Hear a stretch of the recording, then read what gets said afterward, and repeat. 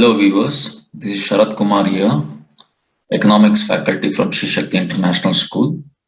Today, I'm just continuing the left out stages of expenditure method. So let's proceed. So we have the third component, that is gross domestic capital formation, GDCF. This is also called it as gross investment. It's nothing but what and all the stock of capital being newly added into the economy. Okay, what and all the capital formation has been happened in an economy during that year. Okay, that and all will be treated as part of gross domestic capital formation. Okay, so we could see that there are some more sub elements we could see in this gross domestic capital formation. They are totally three. Number one, gross business fixed investment. Number two, gross residential construction investment. Number three, gross public investment.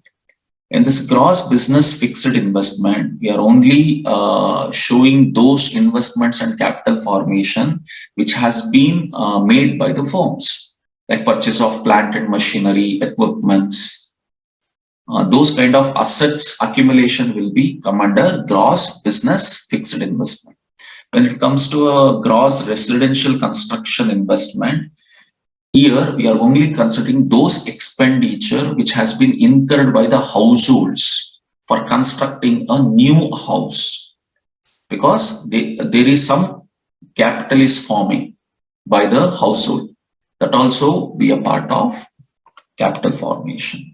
And the last one, we have gross public investment. Here, these are those investment expenditure made by the government on creation of certain assets like road, bridges, okay, flyovers. These all will come under capital formation. By adding all these three sub elements, you will get gross fixed capital formation. Fine. And we have another part which is a part of gross investment, that is inventory investment. Inventory investment, they call it as change in stock. So change in stock, how do you calculate? Closing stock minus opening stock.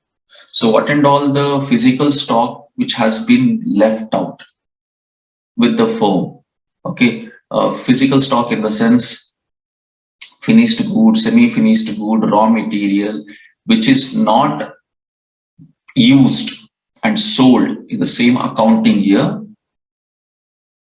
By that circumstances, we are going to consider those stocks as a form of investment. Okay, by that time we have to add into the capital formation. Okay, so by adding gross fixed capital formation and inventory investment, we get gross domestic capital formation. Okay, so we have a fourth component, that is net exports. So net export, nothing but the differences between export and import of a country during an accounting year. Okay, as you all know about what is this exports and imports. Exports refers to those expenditure by foreigners on purchase of domestic goods. Okay, so those expenditures will be included in this national income accounting. Why? Because these are the expenses which have happened on the goods which been produced within the territory.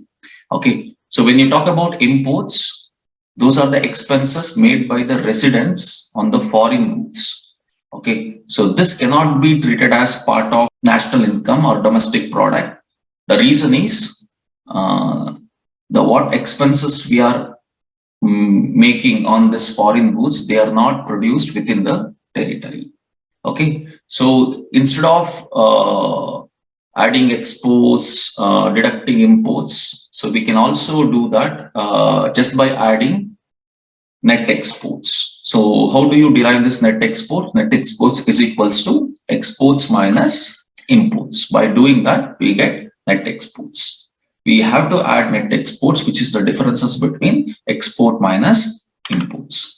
Okay, these are some of the components we have to take into consideration while measuring the national income in an expenditure method. Okay, you could see this flow chart. Through this flow chart, you will have a better understanding.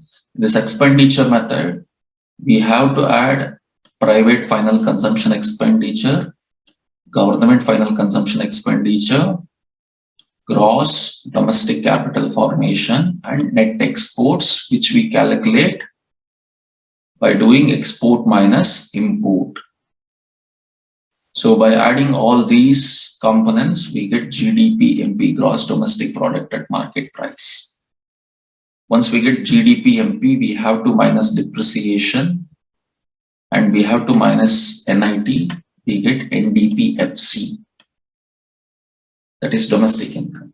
For this NDP FC, if you add NFI, net factor income from abroad, we get national income. So this is how we calculate national income in an expenditure. I hope this video was informative for you. You got a better clarity that how to implement this expenditure method to measure the national income. So let me try to come up with another informative video. Until that time, take care. Thank you.